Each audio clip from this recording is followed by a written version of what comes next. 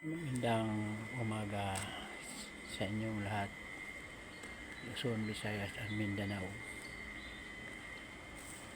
Mga OFW, magandang umaga sa inyo.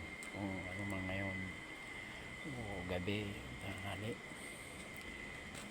magandang umaga sa inyong lahat. Ito naman si Mario.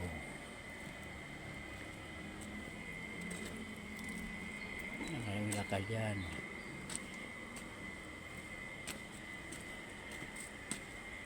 Yan ang gagawin nyo na nakadakad yan.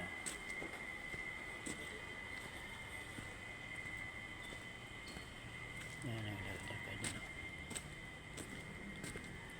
Madilim na yan. Dito naman tayo madilim dyan. Yan.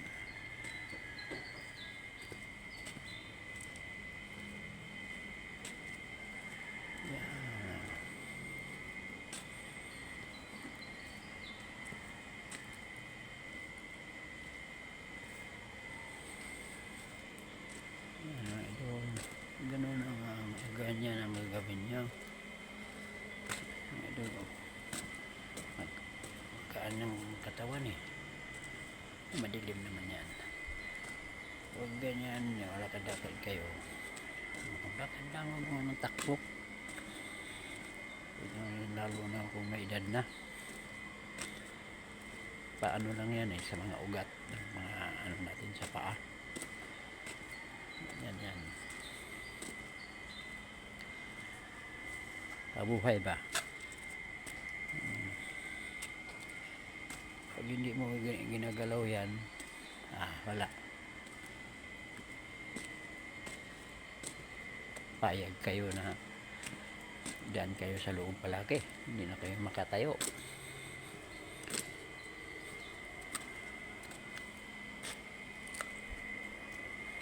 Ganyan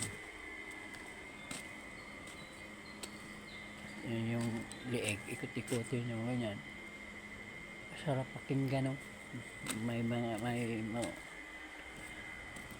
yan sa liig mo, ganyan ganyan.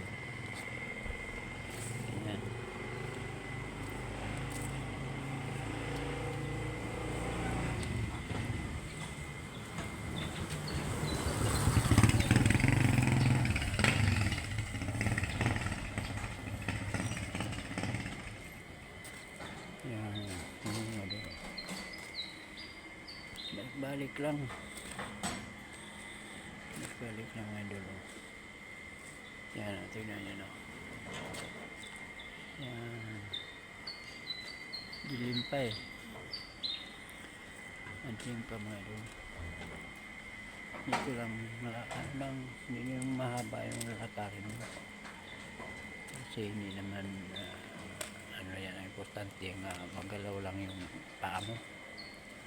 Ganyan ang mga dulo. Yan ang gagawin nyo. Pag maganyan na oras, doon kayo sa loob. Ikot kayo doon.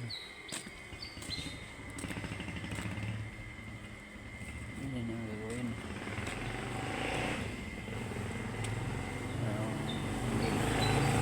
Lakad ba?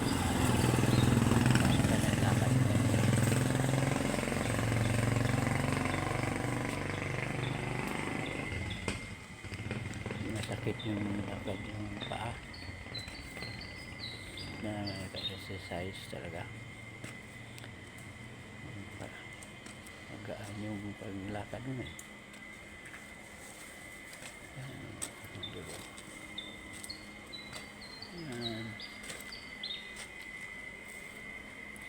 Lakad na naman ganyan.